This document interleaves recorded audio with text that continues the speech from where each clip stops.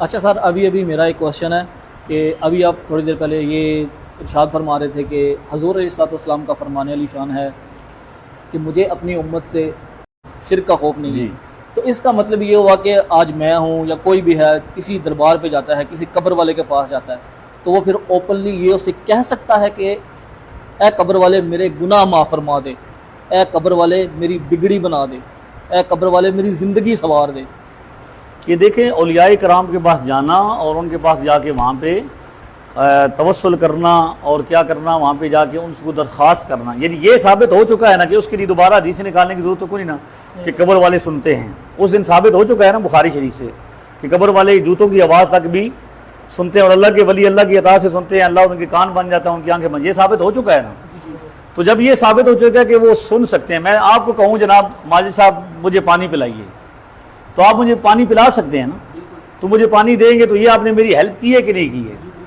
تو میں اب یہاں سے کہوں گا اللہ یا اللہ میں نے پانی پلا، یا یہ کہوں گا کہ آپ ماجد صاحب، لیکن میرا عقیدہ اور نظریہ یہ ہے کہ ماجد صاحب کو یہ قوت طاقت اللہ نے عطا کی ہے، تو ماجد صاحب اللہ تعالیٰ کی عطا کردہ طاقت سے، ہمارا تو عقیدہ یہ نظریہ ہے کہ خدا نہ چاہے نا تو ایک ذرہ بھی اپنی جگہ سے حرکت نہیں کر سکتا. خدا کی مرضی کے بغیر، اللہ کی مرضی کے بغیر ایک ذرہ بھی اپنی جگہ سے حرکت چاہے جائے کہ کوئی کسی کی مدد کرے.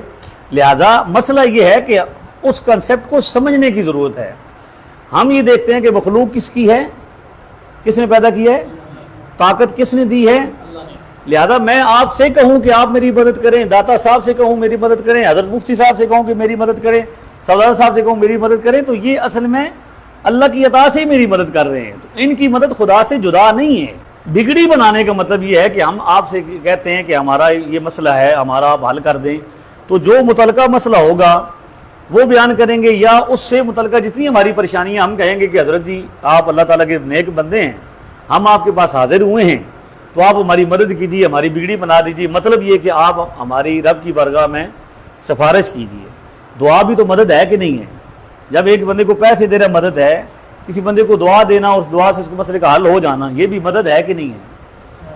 تو قیامت والے وہ بخاری شریف سے میں نے دکھایا نا آپ کو کہ اس بندے کو وہ اللہ تعالیٰ کے ولی جائیں گے جہنم میں، اور جس کے دل میں نہیں، پہلے ہے درہم کے برابر، درہم کے برابر ایمان ہوگا اس کو بھی نکالیں گے، پھر جس کے دل میں نصف دینار کے برابر ہوگا ایمان اس کو بھی نکالیں گے، اور تیسری بار جب جائیں گے تو ذرہ برابر ایمان بھی. تو اللہ تعالیٰ کے ولیوں سے کچھ مخفی نہیں ہے اللہ کی عطا سے، ٹھیک ہے. تو لہذا قبر پہ جا کے سجدہ کرنا یہ حرام ہے. ہم اس کو بھی کیا کہتے ہیں؟ حرام کہتے ہیں. طواف کرنے کو بھی حرام سمجھتے ہیں. اور یہ جو قبر پہ سجدہ حلال سمجھتا ہے، قبر پہ عورتوں اور مردوں کو اکٹھا ملنا جائز قرار دیتا ہے، قبر پہ چرسے پینا، شرابیں پینا، بھنگے پینا، ناچنا، ڈھول مارنا، یہ جو حلال سمجھتا ہے، ہمارا اس کے کوئی تعلق نہیں ہے. وہ ایک الگ فرقہ ہے جو حضرت مجدد صاحب کے زمانے میں بھی تھا، آل حضرت کے زمانے میں بھی تھا، غوث پاک کے زمانے میں بھی تھا. وہ اہل سنت لوگ نہیں ہیں، وہ کیا ہیں؟ الگ ایک نظریہ اور فرقہ ہے. ان کے ساتھ ہمارا کوئی تعلق نہیں ہے. اور ہماری کتابیں اور ہمارا سارا موجود ہے کہ اب ہمارا جتنے ہم جہاں پہ اکثر لوگ بیٹھے ہوئے ہیں، ہمارا جو بیت کا سلسلہ ہے وہ خانقاہ سلطانیہ جیلم سے، کالدیو شریف ہے یہاں جیلم سے آگے، تو وہاں پہ آپ چلے جائیں، تشریف لے جائیں، آپ کو وہاں پہ شریعت نظر آئے گی، علماء نظر آئیں گے، سبز چولے پہنے ہوئے ملنگ ناچتے نظر نہیں آئیں گے، عورتوں مردوں کا اختلاط نظر نہیں آئے گا، وہاں پہ آپ ڈھول ڈھمکے نظر نہیں آئیں گے، کوئی خلاف شرع کام نظر نہیں آئے گا. بس شیخ کے پاس جاتے ہیں، ان کے کہتے ہیں حضور دعا کر دیں، وہ ہمارے دعا کر دیتے ہیں، واپس آ جاتے ہیں. تو یہ کانسیپٹ ہے اصل. اس لیے شرک جو ہے نا، جب اس لیے تو حضور نے نفی فرمائی کہ مسلمان کبھی شرک نہیں کر سکتا. اسی سے ملتا جلتا علامہ صاحب ایک سوال ہے میرا، اسی کو مطلب آگے کنٹینیو کرتے ہیں کہ ایک چیز تو ہم لوگ اپنے جو ہیں سب سے بڑے جن کو ولی اللہ بولتے ہیں، شیخ عبدالقادر جیلانی رحمۃ اللہ علیہ ہے، تو سنا گیا کہ ہم لوگ تو ان کو فالو کرتے ہیں، اپنے پیر مانتے ہیں. پہلی بات تو وہ بھی سننے میں آیا کہ وہ رفع یدین کے ساتھ نماز پڑھتے تھے، ٹھیک ہے. دوسرا ان کے بارے میں ہمارے مسلک میں بہت زیادہ مطلب چیزیں ہیں کہ نعوذ باللہ ان کی شان کو کبھی کبھی اللہ کے برابر لے جاتے ہیں. میں نے کتنی ویڈیوز اپنے ان کی دیکھی ہیں. ایک جگہ تو ایک مولوی صاحب فرما رہے تھے کہ نعوذ باللہ خدا کی ساری خدائی شیخ عبدالقادر جیلانی کے سامنے روئی کے رائی کے پہاڑ کے برابر ہے. مطلب اس طرح کے الفاظ جن کو عقل تسلیم نہیں کرتی.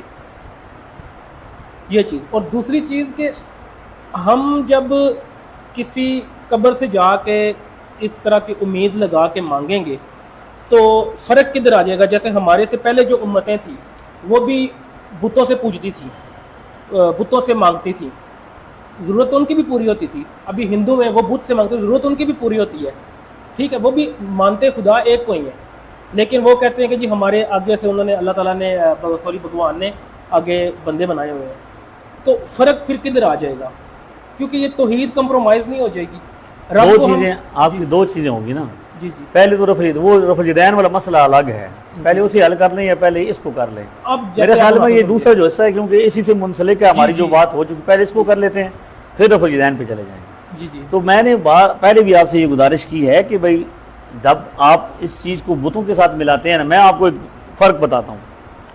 نبی کریم علیہ الصلوۃ والسلام احد تشریف لے کے جاتے تھے, ابھی بخاری سے ثابت ہوا, جی. اور اس وقت مشرکین مکہ بھی بتوں کے پاس حضور کے زمانے میں جاتے تھے نا. جی. حضور کے زمانے میں بت موجود تھے, لوگ مشرکین اپنی عبادت کرتے تھے. اچھا, اسی طرح یہودیوں کی قبریں بھی تھیں, عیسائیوں کی بھی تھیں, تو مختلف لوگوں کی تھی, تو وہ بھی قبروں پہ جاتے تھے اپنی پہ. تو اب فرق کیسے ہوگا کہ بھئی وہ بھی جا رہے ہیں اور یہ بھی جا رہے ہیں, کیسے فرق ہوگا؟ میں آپ کو حضور کے زمانے میں لے جاتا ہوں, ٹھیک ہے. شب برات میں یہ حدیث کے اندر, مشکات شریف کے اندر موجود ہے, دیگر کتابوں کے اندر موجود ہے, حضور تشریف ابو داؤد کے اندر ہے کہ حضرت عائشہ فرماتی ہیں حضور جنت البقیع تشریف لے کے جاتے, حضور احد شریف تشریف لے کے جاتے. ایسا ہی ہے. تو وہ ساری قبریں تھیں نا, حضور صحابہ کے مزارات تھے. جی. اور حضور علیہ الصلوۃ والسلام کا جب وصال مبارک ہوا تو پھر بھی جب آپ کا روزہ مبارک بنا تو صحابہ کرام پھر بھی آتے تھے. ایسا ہی ہے. جی. تو فرق کیسے ہوتا تھا؟ دیکھو نا, ایک پگڑی میں نے سر پہ باندھی ہوئی ہے اور ایک پگڑی سکھ کے سر پر بھی ہے.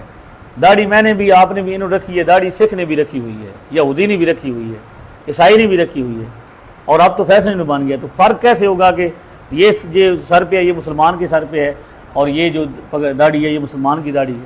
تو فرق ہو جائے گا کہ نہیں ہو جائے گا؟ ہو جائے گا. جس طرح باقی چیزوں کا فرق ہوتا ہے, ان کے معبد یعنی عبادت خانے ان کی بھی ہیں اور مسلمانوں کے بھی ہیں, تو کیسے فرق ہوگا بھائی یار وہ بھی اللہ کی عبادت کرنے کے لیے معبد میں جاتے ہیں, ہمارا بھی ایک معبد خانہ ہے, اسے ہم مسجد کہتے ہیں, لیکن وہ کیا کہتے ہیں مسلمانوں کا عبادت خانہ. ایک ہمارا ملک ہے پاکستان, یہاں پہ کتنے مذہب پائے جاتے ہیں؟ ہندو, سکھ, عیسائی, یہودی بھی پائے جاتے ہیں, پارسی بھی پائے جاتے ہیں, بہت سارے مذہب ہیں. تو ہر مذہب کے عبادت خانے ہیں, تو فرق ہو جاتا ہے کہ نہیں ہو جاتا؟ ہو جاتا. آپ کو ایک نقطہ سمجھاتا ہوں کہ پاکستان کے آئین میں موجود ہے کہ یہ جو مرزئی قادیانی ہیں یہ اپنا نام مسلمان نہیں رکھ سکتے, مسلمانوں کا کوئی شعار استعمال, وہ جو اپنی عبادت خانہ اس کو مسجد نہیں کہہ سکتے. تو وجہ کیوں ہے, ان کو کیوں منع کیا گیا؟ اس لیے کہ ان کا عقیدہ مسلمانوں والا نہیں ہے, انہوں نے نبی بنایا الگ جھوٹا, اور وہ استعمال کر رہے تھے مسلمانوں کا نام, تو ان کو روکا گیا کہ آپ مسلمانوں کا کوئی بھی علامت استعمال نہیں کر سکتے. ٹھیک ہے. تو جب باقی چیزیں, اب ہر مذہب کی عبادت خانے بھی موجود ہیں, عبادتیں موجود ہیں, ان کے مدارس موجود ہیں, اچھا انسٹیٹیوٹس موجود ہیں, اور حتیٰ کہ ویلفیئرز موجود ہیں, تو فرق ہو جاتا ہے کہ نہیں ہو جاتا کہ یہ مسلمان کا ہے, یہ کافر کا ہے, یہ ہندو کا ہے, یہ مشرک کا ہے. اسی طرح مزار پہ بھی جانے کا فرق ہو جائے گا کہ وہ بت کے پاس جانے والا پتہ ہے کہ وہ بت کے پاس جا رہا ہے اور وہ اس کی عبادت کر رہا ہے. فرق کیسے ہوگا کہ بت خانے میں جانے والا بت کی کیا کرتا ہے, عبادت کرتا ہے, اور مزار پہ جانے والا مسلمان اس کو وسیلہ بناتا ہے, توسل کرتا ہے, اس کی تعظیم کرتا ہے, اس سے محبت کرتا ہے, سجدہ نہیں نہ کرتا, صرف کیا کرتا ہے فاتحہ شریف پڑھتا ہے, اس کا ثواب ہو جاتا ہے, اور پھر وہ کہتا ہے کہ اللہ یہ تیرا نیک بندہ ہے. جیسے وہ سورہ نساء آیت نمبر 64 میں نے آپ کو خود خدا نے کیا کی تعلیم دی ہوئی ہے, وہ ہو چکا ہے نا سارا. تو لہذا یہ آپ جو ہے نا, یہ تو توحید کوئی بھگوا نہیں ہے, یعنی پانی پی لو شرک ہو گیا, روٹی کھا لو شرک ہو گیا, لمبے پہ جاؤ شرک ہو گیا. کوئی شرک بھگوا ہے جو ایک دم چمٹ جاتا ہے؟ شرک کا مطلب یوں سمجھیں کہ خدا کے سوا کسی کو معبود سمجھنا شرک ہے. باقی جتنی صفات ہیں اللہ تعالیٰ سنتا ہے اور دیکھتا ہے, سمیع بصیر ہے کہ نہیں ہے؟ قرآن پاک میں اللہ تعالیٰ کے لیے کتنی مرتبہ سمیع بصیر کا لفظ استعمال ہوا ہے, اور انسان کے لیے بھی سمیع و بصیر استعمال ہوا ہے. تو آپ فرق کیسے کریں گے بھئی انسان بھی سمیع بصیر ہے, خدا بھی سمیع بصیر ہے؟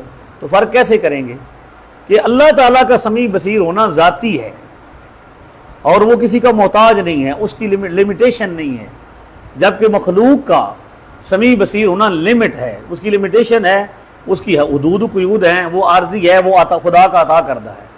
تو فرق ہو جاتا ہے اگر آپ کریں, لیکن ایک بندہ جان بوجھ کے نہ کرنا چاہے نا جی, تو وہ فرق سارے فرق ہو جاتے ہیں. ایک اب یہاں پہ ہم کتنے لوگ بیٹھے ہوئے ہیں تو ان لوگوں میں ہر ایک کا فرق ہوتا ہے.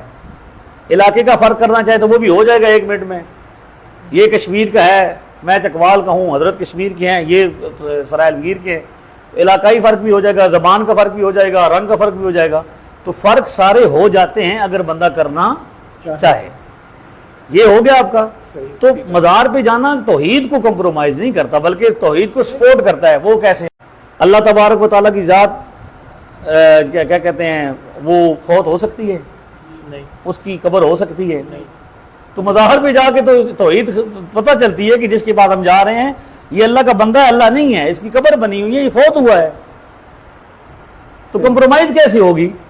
لیکن مسئلہ یہ ہے کہ اگر ایک بندہ جان بوجھ کے کرنا چاہے, عام لوگ بھولے بھالوں لوگوں کو پھنسانا چاہے, وہ کہے گا تو جی وہ بھی ہندو بھی جا رہے ہیں.